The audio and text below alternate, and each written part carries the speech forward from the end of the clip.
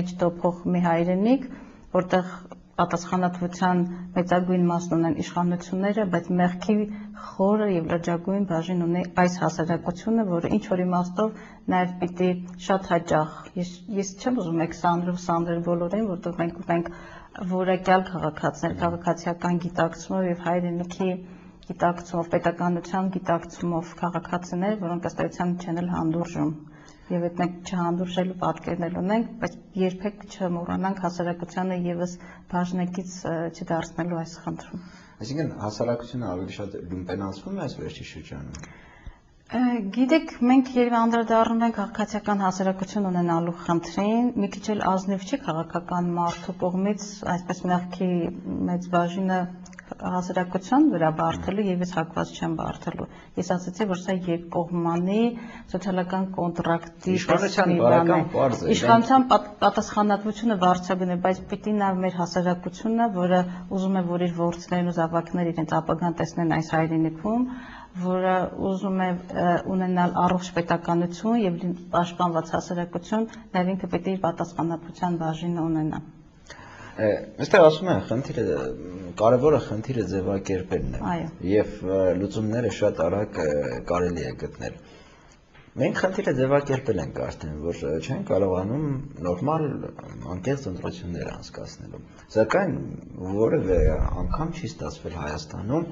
նորմալ ընտրություններ անցկացնել եւ այդ խնդիրը լուծել ի վերջո, ասենք, մի անգամ գոնե ինչ որ մի մակարդակում շատ նորմալ, շատ հանգիստ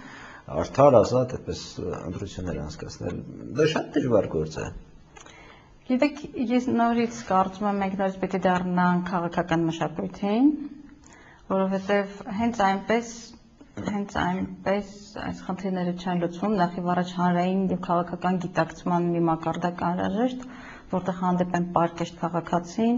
եւ իրապես պետականության անհրաժեշտությունը, պետականության էությունը եւ պետականությունը իրենց մեջ կրող քաղաքական ուժեր եւ այդ քաղաքական ուժերի, այսպես ասած, էլիտան։ Եվ ես մի բանաձև ունեմ, երբ կհանդիպեն պարկեշտ քաղաքացին, պատասխանատու քաղաքացին եւ քաղաքական բարձր գիտակցությամբ քաղաքական ուժը, որի համար պետականության շահ եւ ազգային շահն են առաջնահերթությունները, թերևս այդ ժամանակ մի բան փոխվի։ Բայց ես հիմա պիտի հիշեմ չինական կամ Կոնֆուցիուսին, որն ասում էր բոլոր հեղափոխությունները նախ եւ առաջ մեր մտքում պիտի լինեն։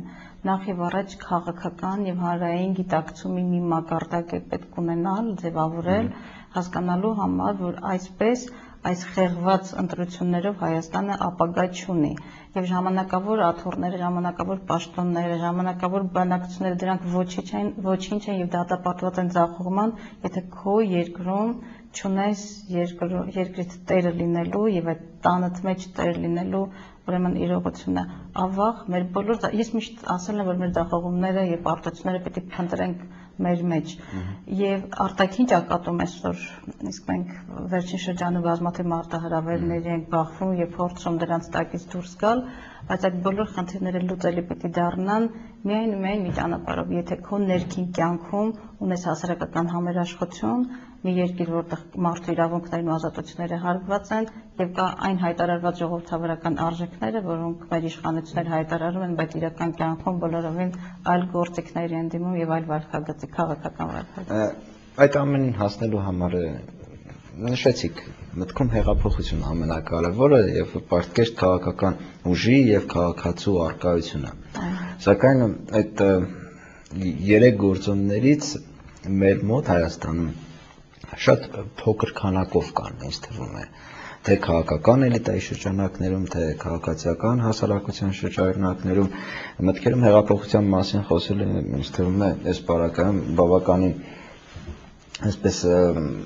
Մտքում խոսելու մասին ես եմ ասում։ Ես ասում եմ հանրային եւ քաղաքական գիտակցում։ Երբ որ գիտակցում ունես եւ դա քո համար քաղաքական արժեք է եւ ոչ բարձ հայտարարություն, ինչպես մեր իրականության մեջ կա, եւ շատ հաճախ հրաշալ գաղափարներ արժեզրկվում են վատ կատարման կամ ոչ ճիշտ անձերի կողմից, այսինքն փչացնելու ճանապարհով, այդ դեպքում թերևս լուծումներ կլինեն։ Ես բացարձակապես չասացի, որ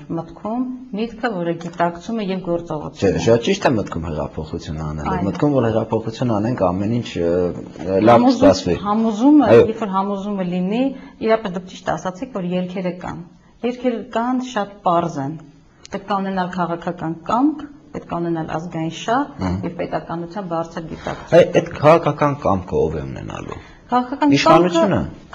Քաղաքական կամքը քաղաքական էլիտայինն է եւ առանձին վերցրած քաղաքական ուժերին, այն ուժերին, որոնք իրենց դերակատար են տեսնում Հայաստանի ներկայում եւ ապագայում։ Այստեղ փոփոխությունների առումով է հետաքրքիր, պետք է փոխել ինչ-որ բան դեպի դրականը։ Իշխանությունը, ես չեմ հավատում, որ մեր բարձրագույն իշխանությունները երբևիցե ներկայիս քաղաքական կամք ցուցաբերեն եւ կասեն, եկեք ասենք 3 ամիս հետո անցկացնենք նորմալ ընտրություններ։ Ես համաձայն եմ ձեր հետ, որովհետեւ նրանք, ովքեր այսօր իշխանության են եւ գիտենք թե ինչպես են հասել իշխանության, խոսքը թե խորհրդարապես քաղաքական մեծամասնության մասին է, այդ ճանապարհները, որով նրանք հասել են իշխանության, եւ այսօր հիմնականում իշխանությունը մի շարք ընտրությունների խեղված ընտրությունների հիմնական խնդիրը իշխանության վերարտադրությունն է։ Իսկ եթե ավելի պարզ խոսքով ժողովրդական խոսքով ասեմ, սեփական աթոռները պահելը, որտեղ ազգային շահը կամ պետականության շահը գրեթե զրոյի են հավասարված։ Բայց այս մոտեցումով, այս գործելավոճով հեռանկար չունի ոչ մեր պետականությունը եւ ոչ էլ ազգային շահը։ Այդ դեպքում կոնկրետ գործողություններով ինչ է հարկավոր անել։ Նախ ես կարծում եմ, որ իրապես մտքի մասին արդեն ասացինք, որ ձևակերպել բանաձևը, որ այսպես շարունակել պարզապես չի կարելի։ Մեկ։ Երկրորդը ճանապարհը տեսնում եմ միայն եւ միայն արդար ընտրությունների ճանապարհով, որտեղ ժողովուրդը պիտի համոզվի, որ իր մանդատը ճիշտ քաղաքական ուժին է, այսպես մանդատավորված եւ իր բոլոր քաղաքական սպասումները ազգային ու պետական շահերը արտահայտված են։ Ուրեմն ընտրությունները այլընտրանք չունեն, սա ժողովրդավարության ողնաշարն է, այստեղ ես որևէ հայտնագործություն չեմ անելու։ Մյուս կողմից իրապես այսօր մեր հասարակական քաղաքական կյանքի գրեթե բոլոր ոլորտները այնքան խորությամբ են թաղված ճահճի մեջ եւ մի տեսակ կեղծիքի բարոյական անկման մի շրջան ենք ապրում, որը այլընտրանք չկա, քան իրապես գնալ մի քիչ այսպես վարանեմ հեղափոխություն բառն ասել, բայց հեղափոխական բարեփոխումների ճանապարհով գիտակցելով վաղվա Հայաստանի հեռանկարի ամբողջ այս համատեքստում։ Իրապես մենք այսօր Հայաստանի Հանրապետությունում հայտարարված այս 3 միլիոն բնակչությունը, որ ունենք եւ նույնիսկ պետության անվտանգության բանաձևի համար 3 միլիոնը այն վտանգված ցուցանիշն է բնակչության, որ եթե սրանել այսպես զուգորդենք այս բացասական սպասումները